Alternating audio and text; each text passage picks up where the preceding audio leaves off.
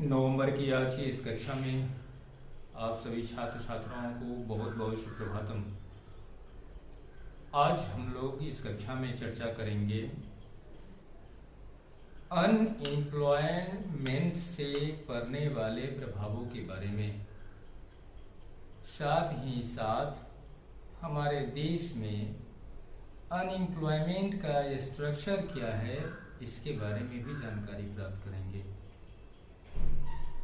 जैसा कि आप जानते हैं, काम का न होना चाहते हुए भी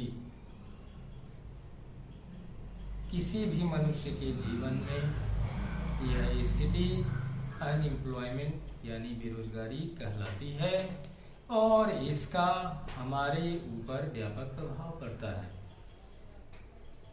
सबसे पहले यदि हम इसके प्रभाव की चर्चा करें तो हम कह सकते हैं unemployment leads to wastage of manpower, यानी बेरोजगारी के द्वारा आदमी के अंदर जो काम करने की क्षमता होती है, उनके काम न करने के कारण वह मानव शक्ति का क्षय होता है, ह्रास होता है या विकास होता है। यदि हम चर्चा करें दूसरे इफेक्ट्स के बारे में, तो people who are an asset for the economy turn into liability, यानी व्यक्ति जो इकोनॉमी के लिए एक अच्छा साधन हो सकता है, अनएम्प्लॉयमेंट के द्वारा वह इकोनॉमी के ऊपर बोझ बन जाता है। अनएम्प्लॉयमेंट के कारण लोगों के जीवन में हताशा और निराशा आती है, अर्थात there is a feeling of helplessness and despair among the people और यूथ। तो इसे असहायता की भावना, साथ ही साथ हताशा की भावना खासकर नवयुवकों में पैदा होती है।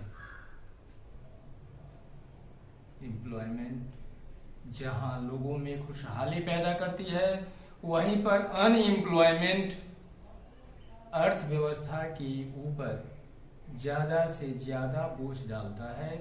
अर्थव्यवस्था के ऊपर यह प्रतिकूल प्रभाव डालता है। जितनी ज्यादा डिपेंडेंसी वर्किंग पॉपुलेशन पर बढ़ेगी, उतनी ज्यादा देश की इकोनॉमी बद से बदतर होती चली जाएगी। इसलिए बेरोजगारी जो है, अनएम्प्लॉयमेंट जो है, देश की अर्थव्यवस्था और मानव के विकास में एक बहुत बड़ा अभिशाप है। इसके कारण quality of life, standard of living जो लोगों की होती है, उसमें कमी आती है, जिस कारण से लोगों का रहन सहन हर तरह से वह प्रभावित होता है। बेरोजगारी के कारण शिक्षा में कमी आती है। बेरोजगारी के कारण स्कूल से ड्रॉप आउट बच्चों की संख्या में बढ़ोतरी होती है। तो इस तरह से बेरोजगारी का हमारे जीवन में व्यापक प्रभाव पड़ता है। यह प्रभाव ऐसा होता है जो नकारात्मक प्रभाव होता है। इससे मानव के अंदर हताशा, निराशा, अव्यवस्था, मानसिक तनाव आदि आदि बहुत तरह के विकार जो है यह पैदा करते हैं। यह देश की अर्थव्यवस्था के लिए भी घातक होता है।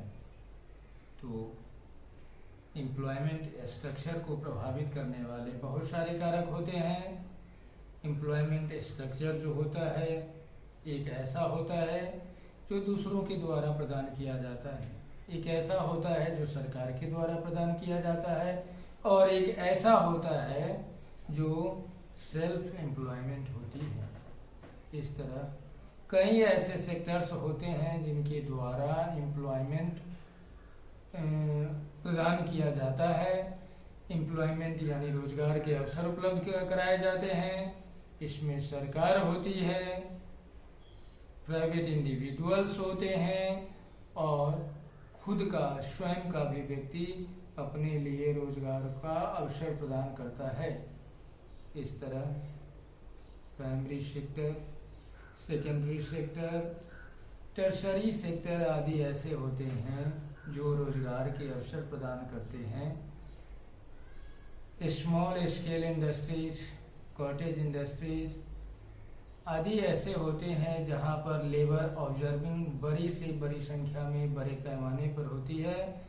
और इसके साथ साथ बायोटेक्नोलॉजी, इंफॉर्मेशन टेक्नोलॉजी आदि ऐसे भी कुछ संसाधन या क्षेत्र होते हैं जहां पर रोजगार के अवसर उपलब्ध कराए जाते हैं। तो इस तरह आज आपने अनएम्प्लॉयमेंट से होने वाले प्रभाव और एम्प्लॉयमेंट स्ट्रक्चर को देखा। मैं उम्मीद करता हूं कि आप समझेंगे। नहीं समझ में आने पर आप हमेशा आमंत्रित है अपनी समस्याओं का समाधान करने के लिए। बहुत बहुत धन्यवाद।